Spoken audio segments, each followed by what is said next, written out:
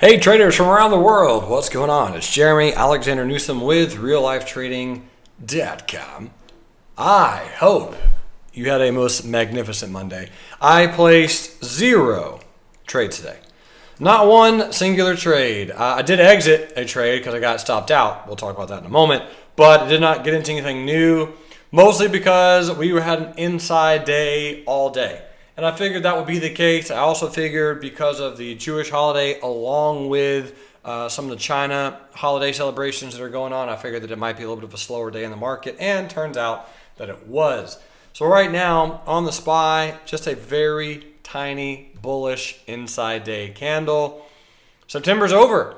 Next month will be new monthly candles, and I will be looking at a lot of monthly candles, well, this month, and see what they look like. On the SPY, a little bit of a bullish candle. I mean, this is a nice lower shadow last month, and you got a little bit of a bullish candle this month. A little bit of an upper shadow, but again, right now the trend still looks pretty good. Overall, I am very neutral. I have bullish trades, I have bearish trades, swings. I'm just waiting to see what happens. October could either be a very, very strong bullish month if we break out of here, or a decently bearish month if we start breaking down sooner than later. And if we do start breaking down, I think the SPY could just come back to 283 and some change and then kind of bounce around. All right, let me hop into some individual stocks that were requested and look at those for a few of you beautiful people. First and foremost, let's go look at Apple. A lot of people talking about Apple today, and rightfully so. Apple had a beautiful bullish gap and go today. Bearish black candle gapping up. That simple. That's really it. So you had a bearish candle from Friday, and we were gapping up above the highs, opening above all that selling from Friday. Really, really good day, especially with the overall markets hanging out.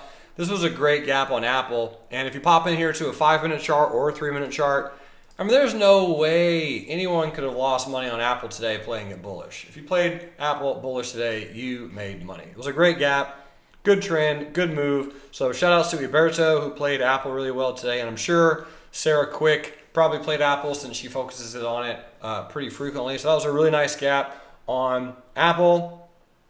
Square, ticker symbol SQ. Square also had a nice gap the other day being Thursday. And of course, it was a retest gap. And how weird that we retested on Friday. That's so strange. So Friday we pulled back, retesting. Great dip buying opportunity. I mean, if you pop up the hourly chart right here, this is the hourly chart on Square. You'll see just a very cool, calm and collected, nice little retest, really good dip, and really spot on bounce. So overall, I actually do like this close on Square today, closing above the high of Friday's bearish candle. So I'm a little bit bullish on Square for the next 2 or 3 days. Again, is this the low? It's a very good question. I don't know. It could be, should be, might be, but who knows? At this point, I'm just going to let Square do whatever it's going to do. Could trade up a little bit higher, bang its head against some of this old support, new resistance, right? So this is the old support, new resistance. It'll probably take a little bit of time to really chop out through here. Trade up, trade down, something like that. But over time, yes, I'm very bullish on Square long term, and I do expect that gap down that happened on earnings to fill. If we come back over here to the daily chart, here's that gap on earnings, and I think it is a matter of time before that earnings gaps fill. I do have bullish positions on Square, and buying shares for the longer term seems an appropriate thing to do right now. Anyway, that's Square. Here's Exact Sciences, EXAS. Had a lot of people requesting this one. And Exact Sciences took out 2 very strong bullish candles, namely this guy and then this guy. You had 2 very good bullish candles. This candle is also pretty strong, nice lower shadow, and we've closed below all of those. In fact, Exact Science closed below all those candles on September 24th. So at that point in time, it was immaculately, unquestionably bearish, closing below all that support, trapping all the buyers who came in from July 29th. So looking at it presently, yeah, I got to expect this to pull back just a little bit farther. This is the weekly chart, And again, the weekly chart does look a little ominous, kind of a double top type of perspective. Small pullback could take place for sure, but then overall, I think we're going to get just a little bit of selling on Exact Sciences from here. We will see. I did have a few traders request crude. Here's CL.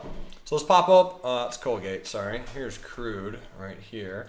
So Crude Futures. Here's the daily chart on crude. Down big today. This is down 2.79%.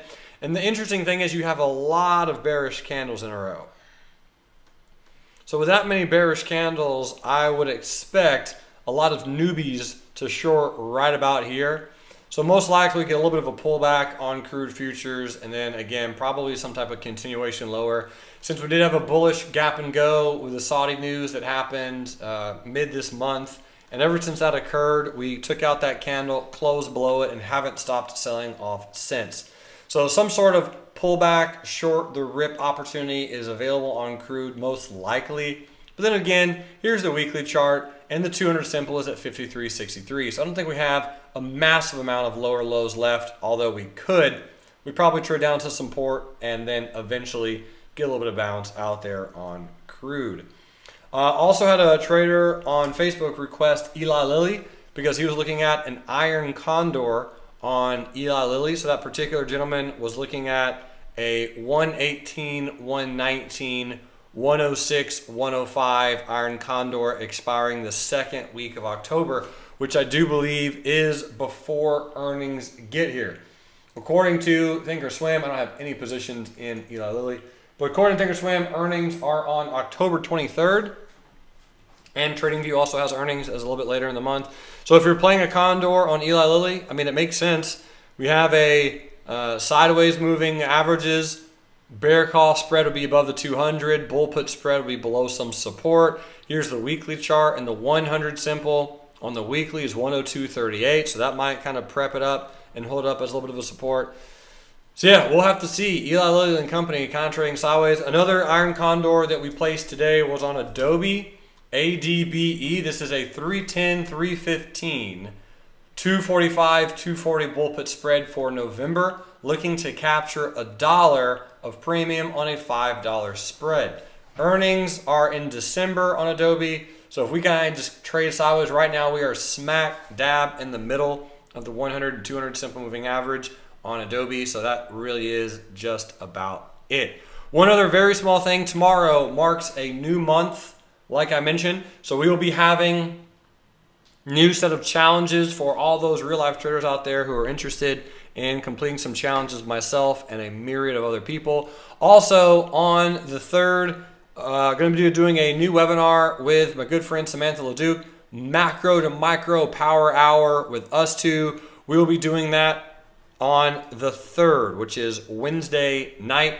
I will also be in Frankfort, Kentucky on Thursday night for anyone who's up in that general area for a little bit of a meet and greet.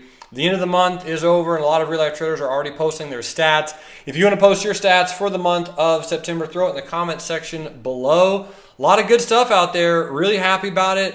A lot of greatness on this particular chart. Some good, some bad, some scary, some ugly. But overall, again, just so many good shout outs that I could give. But Donna, congratulations. Very proud of you. Ricky, new baby and all, still able to squeak out a profit. Man, that is incredible. I love it. Just so many good reviews, so many good postings. The community is growing, the team is growing, and we are enriching lives all across the planet. So friends, thank you for being a part of this incredible program. I appreciate each and every one of you so much. And a vast array of greatness coming your way in the month of October. RLT turns 5, November 5th. So a lot of greatness between now and then. I will see you between now and Wednesday in your next stock review. And until then, love life, live life, and trade it. You rock. Bye.